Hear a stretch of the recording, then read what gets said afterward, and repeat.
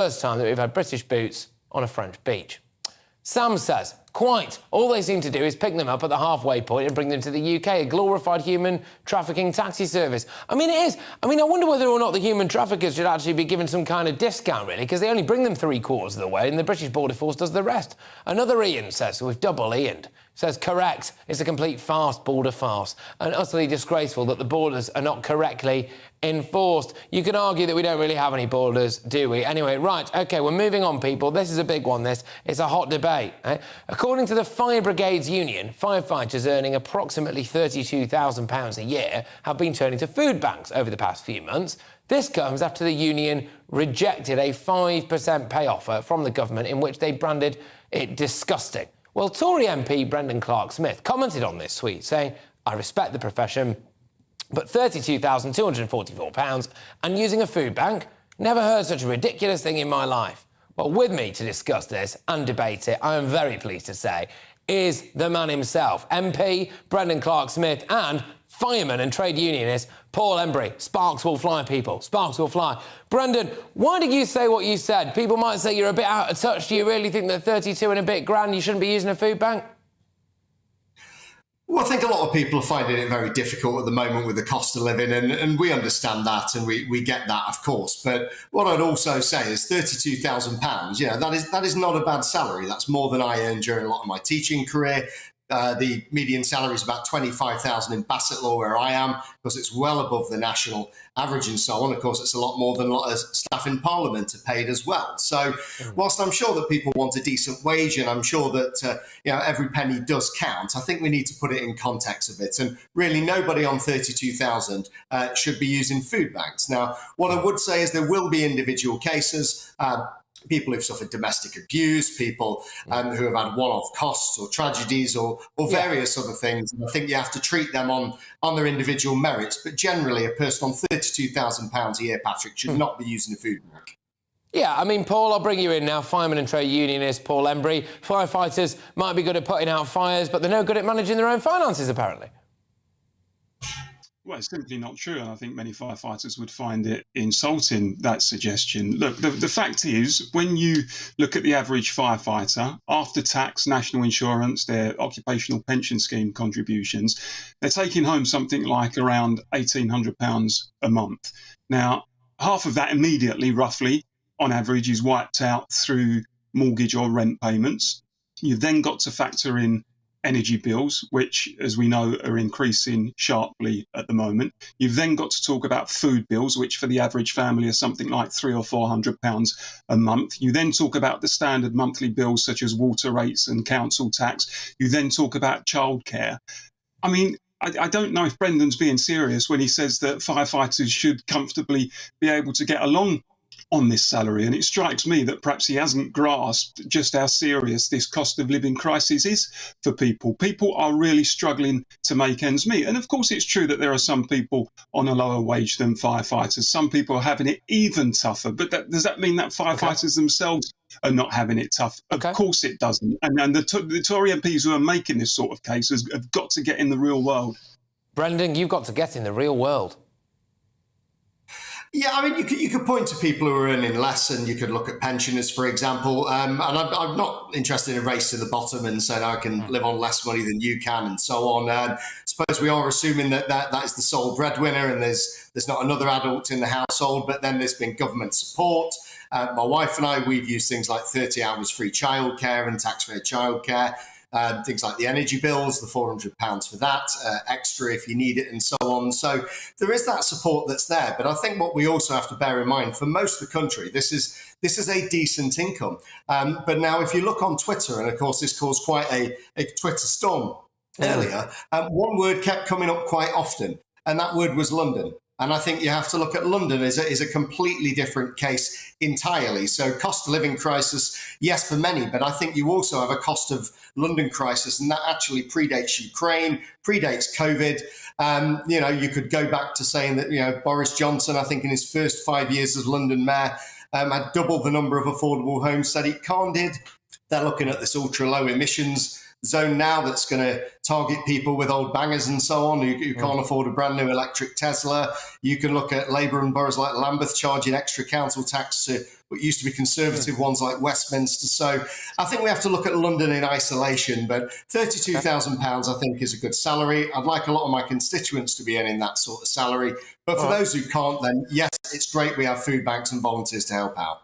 Paul, I'm just going to throw over to something that you said a bit earlier on about the pension contributions. I mean, presumably you could opt out of the pension contributions, get that in your immediate pay packet. Should you not be doing that?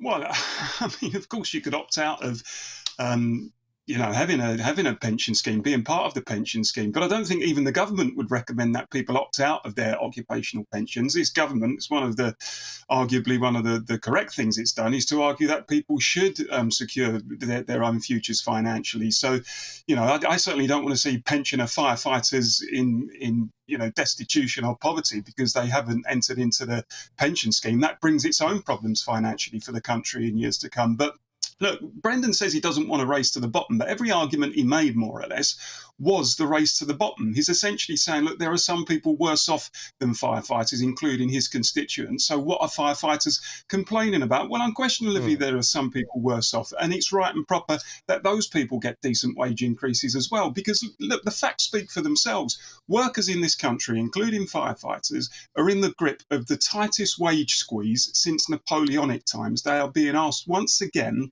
to take a real terms pay cut during a cost of living crisis when inflation is at something like 9 or 10%. Paul, I'm just going to really struggling to make ends meet. And lecturing people about budgeting better simply isn't the answer. You've got to give people decent pay rises, get money into people's pockets. That's how you alleviate people's problems. That's it. Now, that Paul, I take on board exactly what you're saying, but that is a fine line. I'm going to throw it back to you, Brendan, because Paul might say lecturing people on budgeting better. I can remember when Chris Whitty used to lecture me and my family every single flipping evening, and I was sick of that. But actually, it was supposed to be government advice. Should we not have some government advice during a cost of living crisis? Are you not just giving out useful advice, Brendan? People like you and Lee Anderson.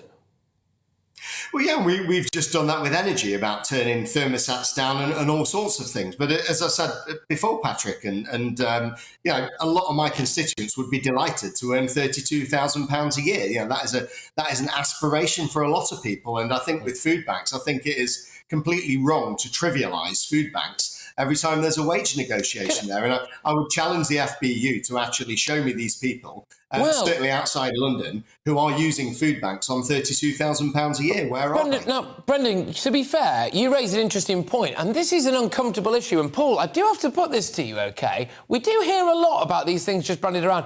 X and X is going to food banks. So-and-so is going to food banks. Paul, can you actually prove that firefighters are going to food banks? Paul? Is he there? We've lost Paul. Have we lost Paul? I think it's he's there. Sorry, Paul. Go on, can you prove it? Sorry, Patrick, say it again. Sorry, Paul, I lost you there for a second, mate. Can you actually prove that firefighters are going to food banks? Well, my union has reported that firefighters are. I'm perfectly happy to believe my union. I don't think my union is lying about that. And actually knowing firefighters, I've been a firefighter for 25 years, and firefighter colleagues are saying to me things now that they've never said to me before. They said to me before Christmas they were struggling to buy their kids Christmas presents. They were struggling to pay their energy bills. They were struggling to pay their mortgages. So I'm pretty certain that what the union has reported is true. But let me put this point, if I can, to Brendan. Why is it that Tory MPs always go for people at the lower end of the scale? What have we seen recently? We've seen city bonuses surging. We've seen executive pay going up handsomely. We've seen some of our corporations registering record profits. Now, why is it that the likes of Brendan and others don't say, well, actually, during a cost of living crisis, some of that sort of stuff is unethical. And if we're going to target people, we should perhaps target some of those people before we target emergency services who are struggling to make ends meet. That shows to me a pretty immoral set of priorities. All right, Paul, thank you very much for that. I'll give the final word to Brendan, let him come back, and then we're off, chaps. Go on, Brendan. OK, thanks. I don't think £32,000 a year is the bottom end of the pile. I mean, that's not people on minimum wage. This is a skilled profession we're talking about here. I could go back 20 years. The FBU were asking for about 40-odd%, and I think the union leader had about an 80 grand odd package there. So, I mean, there's a long history of this. Now, I don't resent anybody going for a decent wage. Don't resent negotiations, Paul. I understand how unions work, and I completely respect that, and I respect firefighters. But £32,000 to visit a food bank, I think it's very much the exception rather than the rule. Look, both of you, thank you very much. Done it in exactly the right way, and you love to see it, and I wish you both All the best. I'm sure I'll speak to you both very, very soon. That is MP Brendan Clark-Smith, Tory MP, and Fireman and Trade Unionist Paul Embry just reacting to that story as to whether or not actually, realistically, £32,000 a year you should be going to a food bank. I'm not sure. What do you think? Maybe you're on about that kind of money. Let us know. Get in touch. gbviews@gbnews.uk. That tells you exact salary. It's a bit of a personal question, that, isn't it? But you could let us know if you're on around that kind of salary. Have you been close to using a food bank? Anyway, moving on. Just what are Xi Jinping and Wang Kuning and the CCP lot playing at? Yes, that's a phrase I never thought I'd say on national television. We're going to find out next with Cindy Yu, China expert, host of the Chinese Whispers podcast and assistant editor of The Spectator. There she is. Thank you very much, Cindy. And don't forget, make sure that you send in your views, gbviews@gbnews.uk. We're talking about whether or not it's time to get tough on China. Don't go anywhere.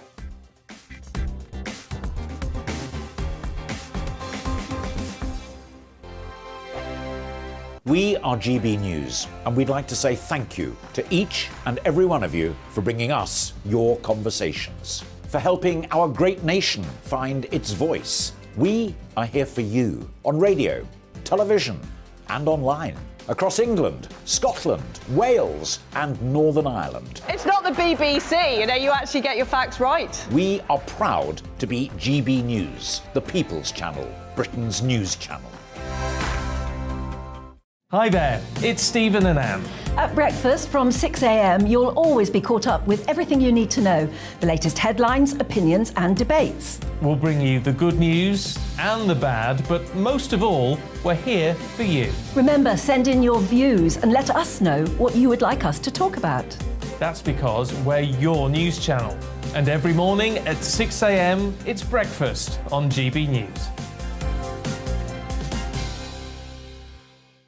Monday to Thursday on GB News, it's Bev Turner Today from 10 a.m. We're going to be here for you, our GB News family, to keep you up to date, but also make you smile. The guy went from puberty to adultery. And I can't wait to bring a few of my own opinions. I have no time for cultural totalitarianism. We'll engage in passionate, but always polite debate, with your thoughts and opinions at the centre of it all. Only on GB News, the People's Channel, Britain's news channel. Join me, Nana Akue, Saturday and Sunday afternoons on GB News. Expect fiery debate and passionate discussion as me and my panel tackle some of the biggest topics hitting the headlines. It's a place for everyone's opinion. No one gets cancelled, but no one gets an easy ride. Oh, she's on it today! Be ready for conversations that are fierce, frank, and of course, fun. Every Saturday and Sunday afternoon from 4 p.m. on GB News, the People's Channel. Join my show Farage, 7 p.m. till 8 p.m. Monday through Thursday, and there you will get opinion, analysis, debate, and I'll cover stories that nobody else dares to touch. You've been cancelled. Join the club. Oh my goodness me. And then for the last 15 minutes, talking pints. We're over a drink. We have a civilised conversation with someone. We very often disagree, but we do it in a grown-up way. Come and join me on Farage. We are GB News, the People's Channel. And right across the United Kingdom. You can find us on Sky Channel 512. Virgin Media Channel 604. Freesat Channel 216. Freeview Channel 236. And YouView Channel 236. You can also take us with you on DAB Plus Radio. With the GB News app and at the website gbnews.uk. We're absolutely everywhere. Come join us on GB News, the People's Channel, Britain's news channel.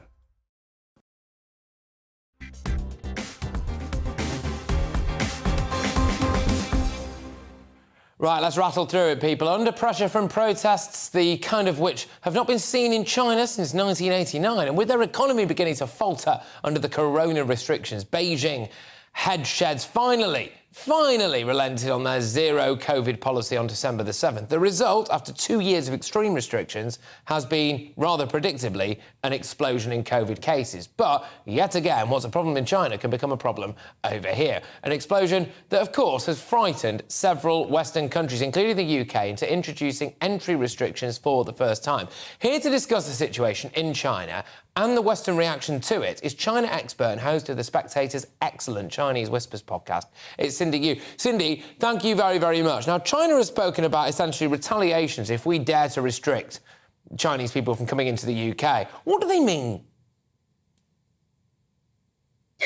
Well, I'm not sure there is much retaliation to be done, considering China requires inbound travellers themselves to have a negative test. So if I were to go to China, as I'm hoping to do this year, then I will have to take a test and hope for it to be negative. Otherwise, I won't be let in. So it is essentially equivalent to what they have. You can question whether or not this restriction matters in either direction, considering how endemic the pandemic already is.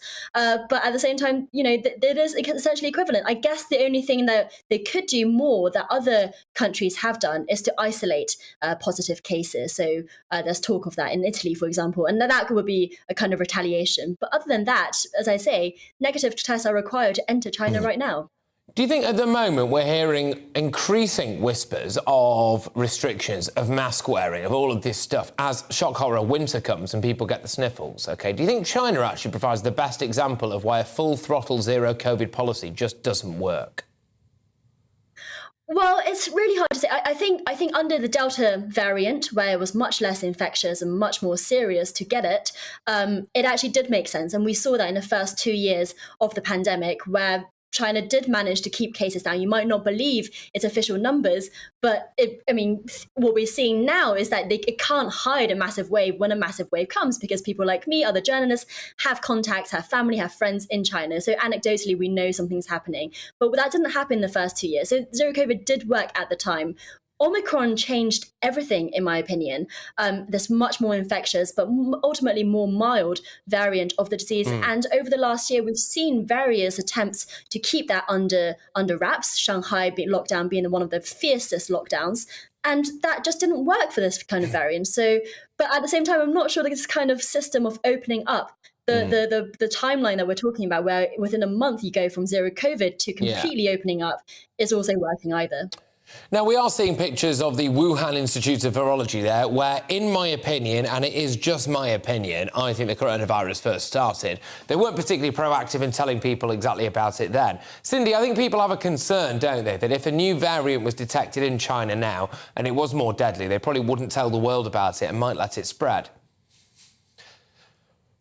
Sure. I mean, first of all, I would have to say that I'm not an epidemiologist, but in my understanding, there is an international database where tests are sequenced, and you put up your test results to this database, and international scientists can discover new variants. And you can question how many cases are being tested and put in that database, considering not many people are getting tested in China at all. But I'm not sure a cover-up will be particularly easy, as I think that the Chinese government just has no idea, basically. But also, I'm a believer in living with COVID, where now in 2023 is time that we lived with this virus. So if there's a new variant, we should be looking at new ways to vaccinate people, to boost the most vulnerable. But people like me and G, we shouldn't be concerned about new variants. No. Otherwise, no, exactly. And I don't want to live in under any more restrictions whatsoever. I don't think anyone should have to. We've done, conceivably, everything that we possibly can do about this particular thing now. Not only have we got a vaccine, and it's freely available to anyone, and as many of them as they want, you can get jabbed up to your eyeballs, if you so please. We've knackered our economy. We've ruined a load of children's education. We've created a massive mental health crisis on top of what was already a mental health crisis. People with addiction issues have had those addiction issues get a lot worse. I mean, I know alcoholics and drug addicts, for example, suffered hugely by virtue of being locked down. Several people were locked down with their domestic abusers, for goodness sake. We've absolutely brought this country, in many respects, to its knees. A lot of the time was to protect our NHS. And our NHS has to be there to serve us, in my opinion, and not the other way round. And just finally, Cindy, closer to home, on that point, any more restrictions? Do you think the British public would just resist en masse? Yes, well, I hope so. I mean, in some ways, I feel this kind of requiring a negative test from Chinese visitors is already cutting off our nose. Because why are we putting in more restrictions at all? The Chinese may require a negative test, but that doesn't mean that we should. And in order to live with COVID, we have to be okay with the idea of new variants and believing in our vaccines, if that is what you chose to do. And, bearing in mind that there's new variants of the flu every single year, and the flu jab gets updated with the new variants every single year to protect the most vulnerable. But other people just don't have to think about it in the same way. So I do feel like we made a political choice rather than a scientific choice by requiring negative tests for travellers from China. I will never forget the fear. I was sat there next to my grandma. I was round at my grandma's house one day. It was just her and I, and Chris Whitty pops up and Patrick Vallance and whoever else, and they were pumping out predictions. Now, it's all very well and good, but they were presented as fact. They could have done more. They could have done more to say that these might be way off the mark. I don't care what anyone says. I was there. I watched it live with my elderly grandmother, and we were looking at that TV screen, and it certainly was at least presented as this being more likely than not, and it terrified people. And that, I think, was wrong. Cindy, thank you very much. Cindy, you there, who is The Spectator's excellent Chinese Whispers podcast guru, and, of course, as well, there's a lot of family in China, so can give us a first-hand account of what's been going on over there. Coming up, we'll be talking to, get this, transgender Catholic school teacher George White about how he plans to bridge the gap between the LGBTQ community and the church. Good stuff. I'm looking forward to this, actually. Lots to learn. And pummel Patrick. Yes, that's right. I haven't had enough pummeling from you. It's just around the corner. I wonder how you'll pummel me tonight. I cry myself to sleep. GBViews at gbnews.uk.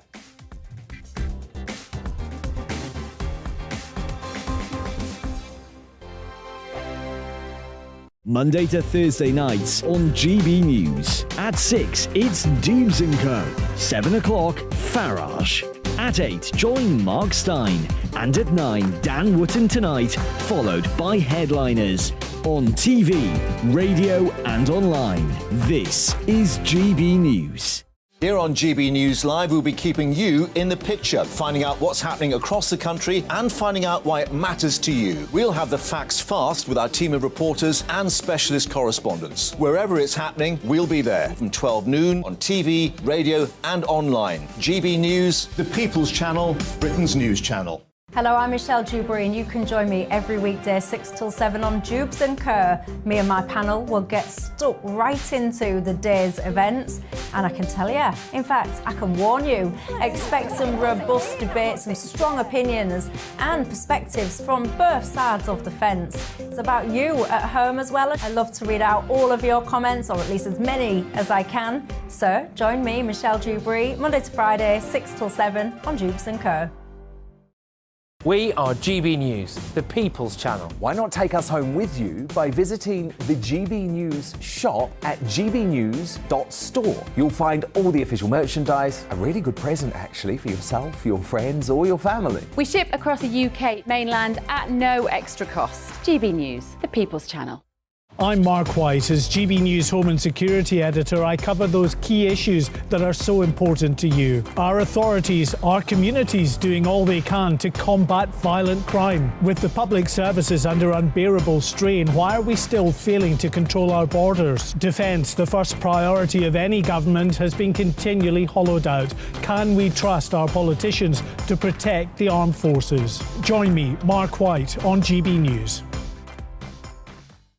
We are GB News, right across the nation. You can get us on television, on radio, on digital. We're absolutely everywhere. Amazing! You see, amazing! You remind me of me in the European Parliament. But here's the most important bit. We are not part of the mainstream establishment. We think and speak just like you do. We are the People's Channel. Magnificent. That's really, really thoughtful. Come and join us on GB News, the People's News Channel.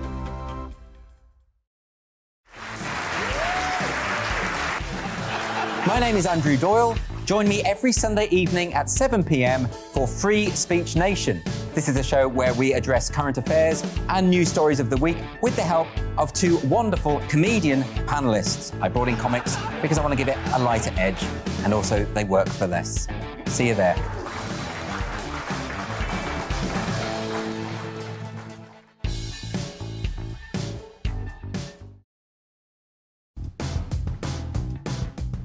Coming up on Dan Wootton Tonight with Mark Dolan. With the health service in a death spiral, is it time to privatise the NHS? Mark asks the question the MSM isn't brave enough to tackle.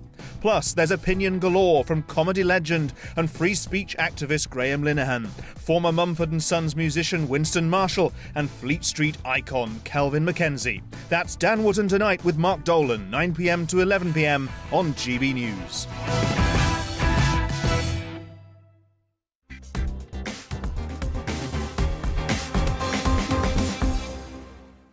Welcome back. Now, we cover a lot of trans stories on this show. We believe in personal freedoms, but also in biological truths. And this week, we saw the first non-binary priest to be ordained by the Church of England.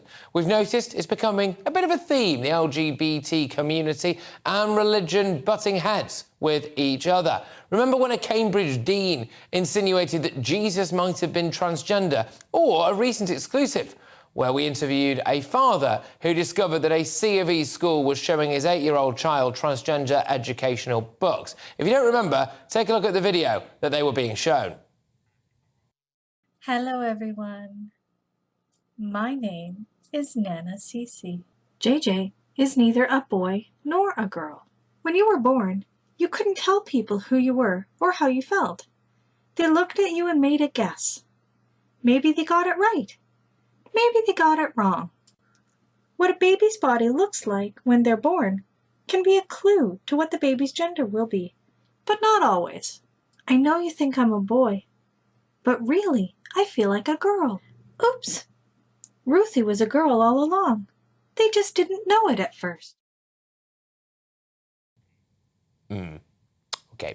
The question is, does LGBTQ ideology and religious values align? Someone who aims to bridge the gap between the LGBT community and religion is my next guest, transgender Catholic school teacher George White. George, thank you very much. First things first, is it all right if you just tell our viewers and our listeners a little bit about your story?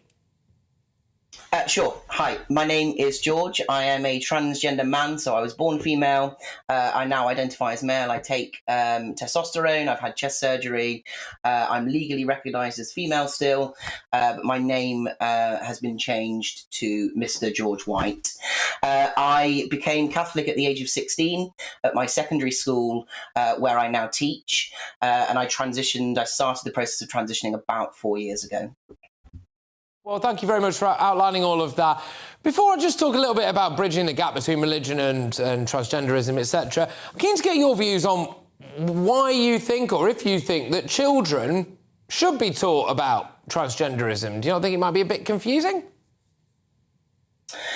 I think a lot of things that we teach children about can be seen as confusing, and I certainly wouldn't advocate for the resource that we've just seen. But I do think that we can talk about these things in a sensible and mature way, in the same way we talk about people of other faiths or other things like that. There are going to be lots of things that might sway someone's mind as a young person.